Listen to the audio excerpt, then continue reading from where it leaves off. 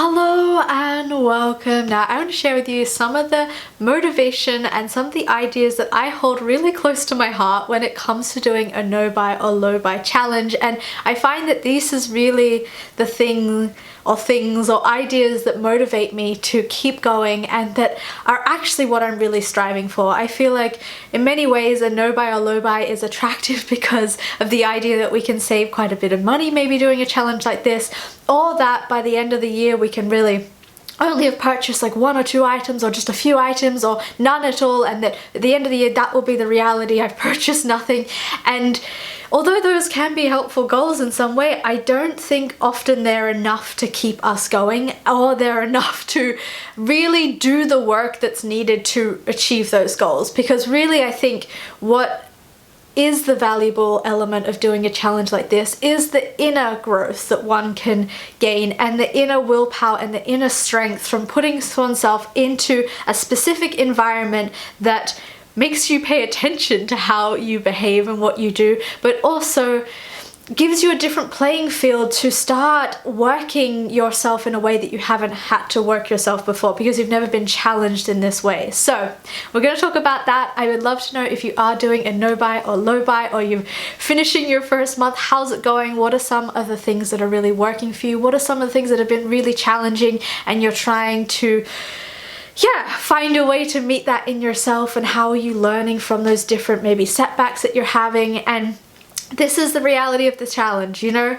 We do a no buy. We put those goals high up into the sky where we say, yep, we're not going to purchase anything for a year. But the reality is we are human beings. We are learning human beings, and we're learning to understand ourselves and the way we behave. And although no buy rules are very, very helpful, because I think what they do is they create the theater, they create the stage where we then put ourselves on and we can then watch what's going to happen. They are not necessarily the framework that's going to be executed perfectly, because we have to watch ourselves make mistakes and we have to observe it, but we also have to think about it. We also understand our feelings behind it, and we also have to strengthen our will to be able to make other choices in the future if that's really what we want. And I think anyone who takes on a challenge of this kind does want change that is usually more fundamental than just saving money, and to cultivate a certain practice in oneself, a certain self-value, self-strength, self-worth that is going to be so sustaining for who you are, that can actually filter into many different areas of your life, and not just be because you can do a no buy. But for me personally, these challenges have been my way of getting intimate with myself in such a close proximity, in such a tight environment, that I can really make changes and understandings of myself that I find really valuable. So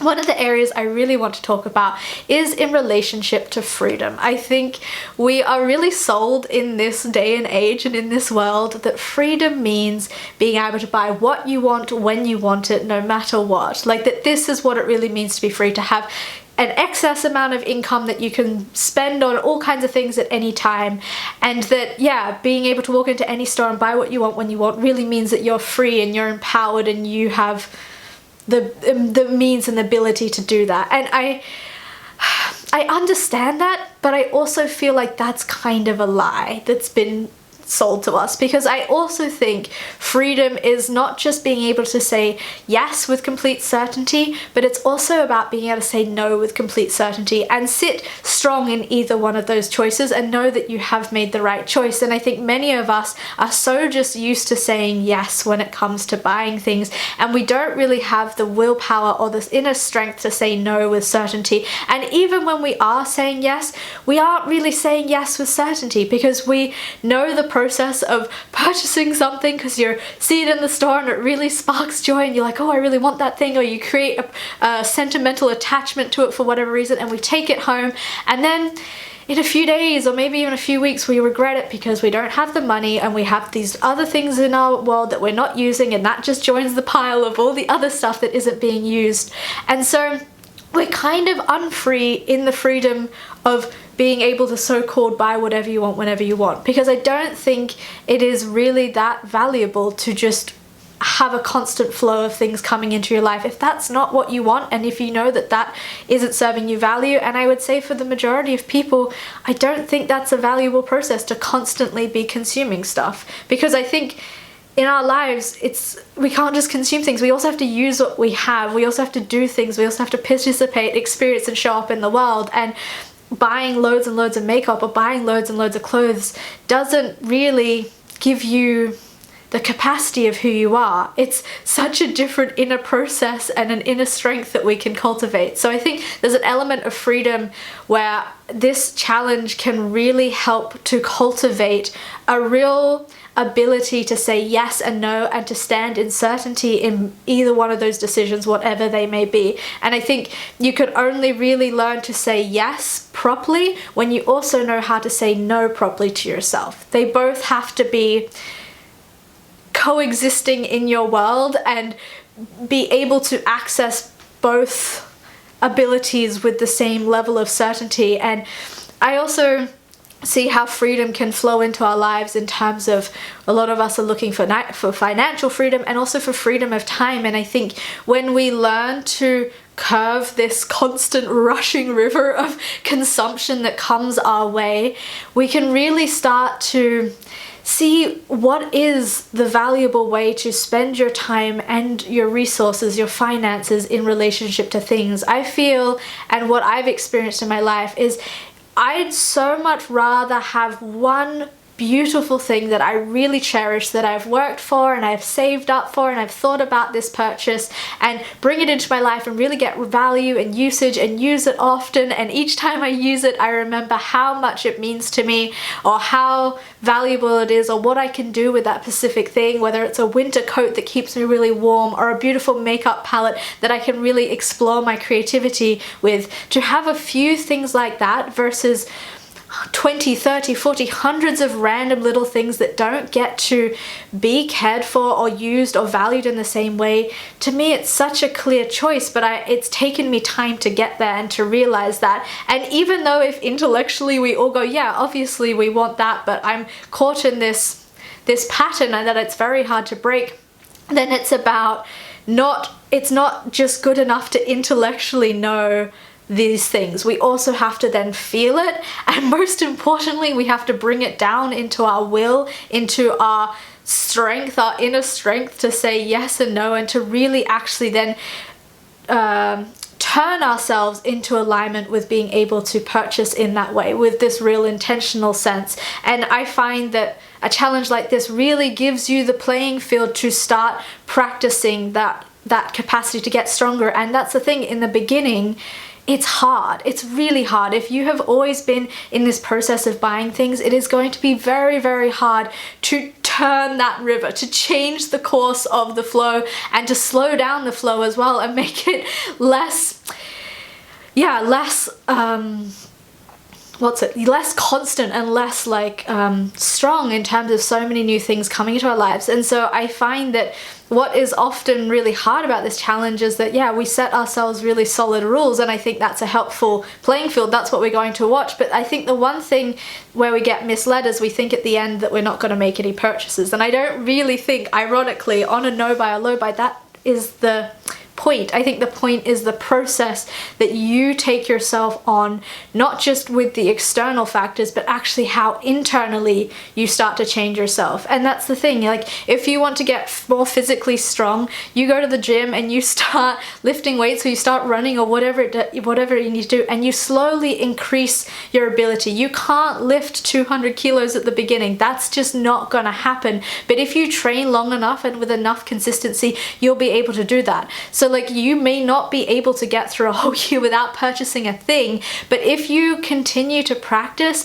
and over a period of time, it's not something, I don't think it's a short-term thing that one can change that in themselves. Get inwardly strong is not something that happens within a month or even within 6 months. I think often it does take quite some time and continual practice to become strong in that ability to be clear with how you decide to purchase. So I feel like I've lost my train of thought because I got really passionate about things, which often happens. Also, I'm wearing my pajamas and my bed socks underneath my filming fancy top outfit. But what was I saying? The reality is that there is gonna be slip-ups throughout your challenge, and maybe, depending on who you are, there's gonna be a lot of them. And I think that what is the most important thing is how you understand and how you can grow and learn from those situations. Like, how do you continually to get stronger in yourself? I think the purchases we do make can teach us things about ourselves and can be maybe more of weighty teachers in some way, just because we have invested our time, our resources, our money, and we also have maybe an emotional feelings around that. If you've broken your no buy, maybe you're starting to feel guilt or frustration or lack of self-confidence or lack of self-trust because you can't trust yourself not to buy all these useless things that intellectually you know you don't want, and kind of in your feelings you feel like, oh, I don't really want, but there's still something in you that is drawn to buying stuff you don't really need. And so it takes time to be able to learn from that. And it also, at the same time, is teaching you and strengthening you each time you're able to say no to a purchase. That's the thing. It's like, it's not just about all the things that you do buy, it's also about all the things that you don't buy. And I think it's really cool in some ways, while doing a challenge like this, to write a list of like, okay, I was tempted to buy this palette today, or I was tempted to buy these shoes, but I told myself, and really keep a list of all the things that you kind of feel these temptations towards, but then end up being able to move yourself or find that inner strength to say no, because that's not really what you want in that moment. Yeah, I think that's something really to work with and to be proud of, you know, when you are able to say no. It's not easy, but to find this ability inwardly to be able to move between the two and to have inner certainty. And I think that's another thing that comes from this challenge, and what I've really found is really a sense of self-confidence and self-worth and self-value. And also, I trust myself. I trust that I can make the right choice when it comes to a purchase. And I also understand that maybe there's going to be moments in my life where it's a little hard and I have a shopping spree, or I buy a few things that I don't really need. But in that moments of weakness, when my feelings and my will, I'm not able to be fully as present as I need to be conscious about my decisions, that yeah, there's going to be slip-ups, but I also can trust, and I know that I can pull it back in, I can rein it back in, and I can get back to the place where I really would rather be in terms of my shopping behavior. And this is this element, obviously my confidence doesn't all stem just from a no buy, but this has been something that has really played important role, because I think when you start to understand yourself better, you can stand more confidently in who you are. And what's really awesome as well, when you stop this shopping behavior, I think a lot of what our shopping behavior leans towards is buying things for a life we think we should have, or a life we think we deserve, or a life that is sold to us through all this advertisement and this fantasy self for you, this person that you'd really rather be. Because if I could paint all these watercolors each day, then I would also be more like this, and I would feel this way, and I would be more valued, and all these kind of things, these sort of imaginary pictures in some way of who we want to be or who we could be, that is propagated by ourselves or created by ourselves, but is also created and manipulated through advertisement. I mean, obviously these companies want you to spend money, they want you to buy their things, and so they attach into that fantasy version of yourself. I think everyone in some way, shape or form wants to change certain things about themselves, and so we all are susceptible to this. But I think what is really important when doing a challenge like this is because you learn to understand yourself, you get more intimate and more comfortable with who you are. And I think through that process, you learn to be grateful for who you are and not just always trying to push towards how you want to change, because you are changing. If you're taking on a challenge in some way, you are trying to change and you're trying to change your behavior. But in that process of changing and doing the work, you actually at the same time become stronger in the reality of who you are. And taking responsibility for who you are and accepting who you are is so, so important. And then learning to trust ourselves. I think that's one of the scariest things around these shopping things, is that we almost don't have trust in our ability to say no to things, because that ability to say no to things hasn't been worked on and practiced and enforced, because we've been so used to buying things in the past. And this is for me a really important and one of the most valuable things I've gotten out of doing no buys or low buys, is this appreciation and trust and confidence in myself. And also what's so interesting about these challenges is because there's less stuff coming in, there is a temptation or a motivation to use what we already have. And so instead of me keeping buying new art supplies, I'm using the art supplies I already have.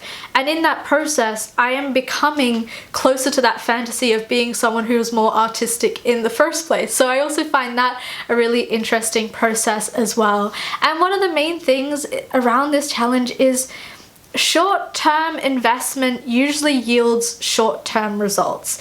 And if you really are looking for fundamental change in your life and in who you are, you're in it for the long haul. And even though you might just take on a no-buy for a year, hopefully in that time you are cultivating these capacities, this inner strength, this inner understanding of who you are that will continue to serve you after the challenge. But this is also something that needs to be not constantly, but regularly. You need to check in and be like, am I still able to have the strength that I really wanted to have? Because much of what happens is we can gain certain capacities, but if we don't use it, we lose it. If we're not being active in it, we lose the strength. You know, if you just go to the gym for a year, you work out really hard, you get really strong, but then you stop working out and you will eventually lose your strength. And I think that's the same with a no-buy. And so that's why I think lots of people do a no-buy year and then maybe they transition into more of a low-buy. And I just think it's such an interesting process how we choose to allow this to work on us and to work on us in a short term, but then how that affects in a long-term way. And if you really want to ultimately make this more actually how you live your life, then it is a sort of somewhat of a long-term investment. And for me, I was not able to have like a perfect successful no-buy year, so I've done it for 3 years in a row, and each time I'm learning more and I'm becoming more and more comfortable, and this is my 4th year of doing it. And I feel as though if I'm able to keep holding this and keep working that inner strength, that each time my results will get more and more to where I would like them to be, not just externally with finances and how many items actually come into my life, but also inwardly. I think this is a challenge for me that is way more about my inner processes and who I am in a way that isn't obvious to the external world, but it's more about my own inner dialogue than it is about the stuff. And I think if we can all hold that in some way, we can be a lot more compassionate with ourselves when we do make mistakes or we do break our rules or we have these slip-ups. But we can also realize that messing up is a part of life, and falling down into the pits and getting into sort of hard places and finding your way out, crawling your way back out, this is what strengthens you, this is what builds character, this is actually fundamentally what makes you who you are. And so consciously choosing to do something that isn't easy is like consciously trying to put yourself in a hard position and finding how you operate within that sort of harder structure, and not just allowing sort of these impulses, untamed impulses within yourself to rule your life, because you experience that you don't necessarily end up where you want to end up if that's what is ruling how you decide to make decisions and the things you decide to do. So I hope this was helpful in some way. I would love to hear from you on any of the things that I've shared. These are just thoughts that I have. I don't know, these are just things I think about a lot, because I think having an inner sort of philosophy or having these kind of pictures for me have always just served me so much better than going, well, I want to save $3,000. I think that's helpful, but human beings are not just physical. We are not just a physical reality. We have our thoughts, we have our feelings and our soul, and we also have these impulses, our will, this inner strength that helps us to move through the world in the way we want to. It's what helps us to motivate ourselves to get up in the morning. And I think it's so important when you think about yourself in relationship to doing a challenge that you recognize that you are not just a one presented thing. You have multiple layers to who you are as a person. So that's why I find these thoughts helpful for myself, and I hope they can be helpful for you in some way. And yeah, thank you so much for watching, and I will see you next time. Bye!